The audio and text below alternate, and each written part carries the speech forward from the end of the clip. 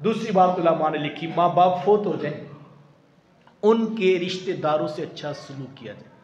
ماں فوت ہو گئی ہے تو ماموں خالہ کے ساتھ، باپ فوت ہو گیا چچا تایا پھپھو کے ساتھ حسن سلوک کیا جائے، اس سے بھی ماں باپ کی روح خوش ہوتی ہے۔ وہ کسی شاگرد نے پوچھا تھا کہ استاد جی ماں باپ فوت ہو جائے تو پھر کیا کریں؟ کہا بیٹا ماں باپ فوت ہو جائیں تو ان کی نشانیوں سے پیار کیا کرو۔ کہا حضرت ماں باپ کی بھی نشانیاں ہوتی ہیں؟ کہا ہاں بیٹا، یہ جو بہن بھائی ہوتے ہیں نا، یہ ماں باپ کی نشانیاں ہوتی ہیں۔ ماں فوت ہو گئی ہے، بہنوں کے سروں پہ شفقت کے ہاتھ رکھو۔ باپ فوت ہو گیا، بھائیوں کو سینے سے لگا کے رکھو، اس سے بھی ماں باپ کی روح خوش ہوتی ہے۔ ویسے بھی تعلیمات شریعت ہیں۔ فرمایا وہ شخص جنت میں داخل نہیں ہوگا۔ پوچھا گیا حضور کون جنت میں داخل نہیں ہوگا؟ فرمایا قاطع الرحم، رشتوں کو توڑنے والا جنت میں داخل نہیں ہوگا۔ اور جنت میں جانا تو بڑی دور کی بات ہے، ایک روایت میں فرمایا وہ خوشبو بھی نہیں پا سکے۔ تو مجھے اور آپ کو سلو کر لینے کی، معاف کر دینے کی، جوڑنے کی کوشش کرنی ہے۔ یہ مشکل کام ہے، میں مانتا ہوں۔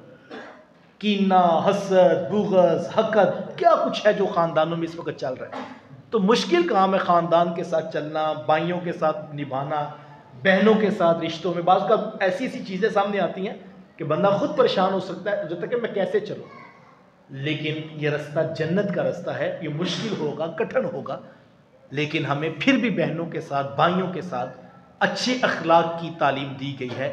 رشتہ داریوں کو جوڑنا یہ تعلیمات شریعت ہیں۔ میں ایک حدیث سنانا چاہوں گا، اور میرا ماننا یہ ہے کہ ہو نہیں سکتا جس نے یہ حدیث سنی ہو پھر سلو کیے بغیر اس کو نیند آ جائے۔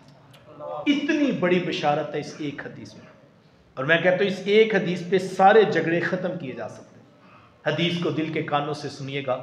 حضور علیہ السلام نے فرمایا وہ شخص کہ جو جھگڑا چھوڑ دے اس کے باوجود کہ وہ حق پر ہے کہ وہ جھگڑا کر سکتا ہے، یعنی وہ ناجائز نہیں کر رہا، جو کر رہا ہے وہ ٹھیک کر رہا ہے، لیکن بات کرتا ہے، دلائل دیتا ہے تو جھگڑا طول پکڑتا ہے۔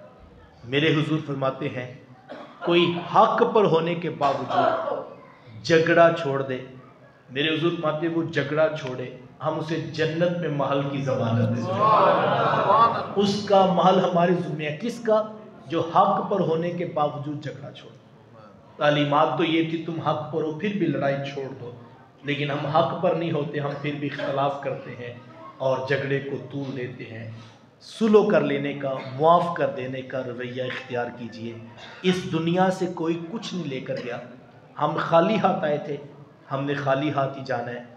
کوئی پیار کی شمع، کوئی محبت کا دیپ روشن کر جائیے، سلو کر لینے کا، معاف کر دینے کا رویہ اختیار کیا۔ تیسری اور آخری بات میں اجازت چاہوں گا، ماں باپ فوت ہو جائیں، جو نیکی کا کام وہ دنیا میں کیا کرتے تھے اس کا تسلسل نہیں ٹوٹنا چاہیے۔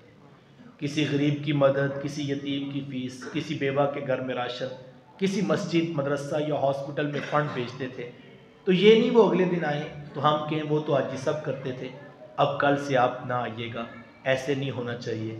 نیکی نسل در نسل آگے چلتی رہنی چاہیے، نیکی میں بڑی طاقت ہے۔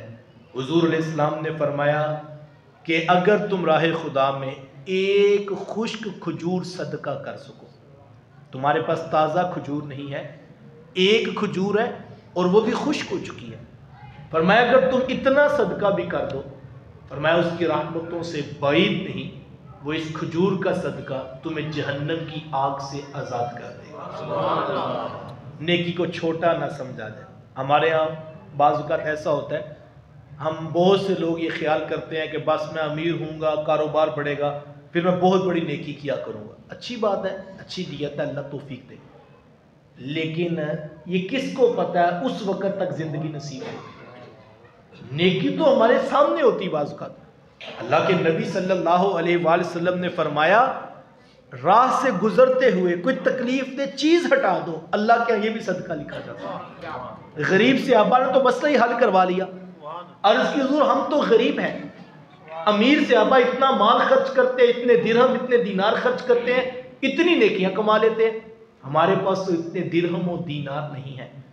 تو حضور میں تم اتنے غریب تو نہیں ہو کہ تمہارے لبوں پہ مسکراہٹ بھی نہیں آ سکتی، فرمایا اپنے مومن بھائی کو مسکرا کے دیکھ لیا کرو، اللہ کے ہاں یہ بھی صدقہ لکھا جائے۔ تو یہ مشکل تو نہیں ہے، لیکن ہمارے ہاں یہ بھی بعض کا مشکل ہو جاتا ہے۔ لوگ عید والے دن بھی ماتھے پہ ہی آنکھیں رکھ کے چلتے ہیں۔ میں یہ نہیں کہتا آپ پورے معاشرے کے دکھ بانٹ دیجئے، میں یہ نہیں کہتا کہ آپ جو ہے وہ ہر گھر میں خوشیاں پہنچا دیں، یہ شاید مشکل ہوگا۔ میں نہیں کہتا آپ راہوں میں گلاب سب کے لیے پیش کریں، یہ مشکل ہوگا، اتنے گلاب آپ کے پاس نہ ہوں گے۔ میں تو یہ بھی کہنا چاہوں گا اگر کسی کے راستے میں پھول نہیں رکھ سکتے تو کسی کے راستے میں کانٹے نہ بچھا، کسی کا بھلا نہیں کر سکتے تو کسی کو نقصان نہ پہنچا، کسی کو دعا نہیں دے سکتے تو اس کے لیے بد دعا نہ کرنا، کسی کے لیے خیر نہیں پھیلا سکتے تو اس کے شر کا سبب نہ بننا، خیر کی راہ کے مسافر بنو اور اپنے وجود کو اتنا نفع بخش بنایا جائے کہ لوگوں کو خیر نصیب ہوتی چلی جائے۔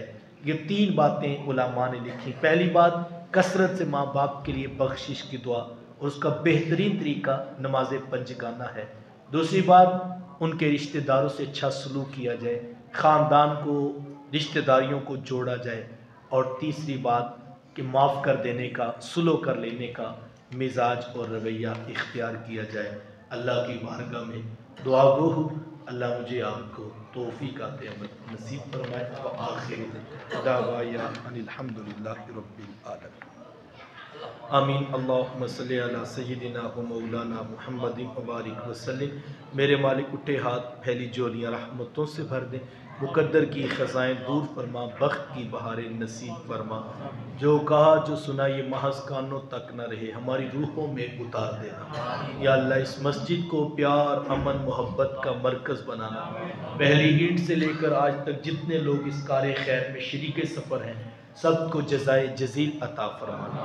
جو اس دنیا فانی سے بانیان سے لے کر آج تک خدمت گزاروں سے لے کر نمازی حضرات تک جو اس دنیا فانی سے رخصت ہوئے ان کی بخشش و مغفرت فرما، کروڑ کروڑ جنت کی راحت نصیب فرما، ہم سب کے ماں باپ کی بخشش فرما، جن کے بیمار ہیں ان کو صحت عطا فرما، جن کے ناراض ہیں ان کو راضی کرنے کی توفیق عطا فرما، معاملات کا حسن عطا فرما، اپنی بارگاہ سے بہتریاں نصیب فرما، جو کہا جو سنا عمل کی توفیقات نصیب فرما، صلح کر لینے کا، معاف کر دینے کا جذبہ نصیب فرما، پنجگانہ سجدوں کی توفیقات نصیب فرما، ہماری اولادوں کو، ہمارے بہن بھائیوں کو، اعزاء اقربا کو، دوستوں کو، رشتہ داروں کو، ہم سب کو نماز کی توفیقات نصیب فرما، اس دعوت کو آگے لوگوں تک پہنچانے کا جذبہ نصیب فرما۔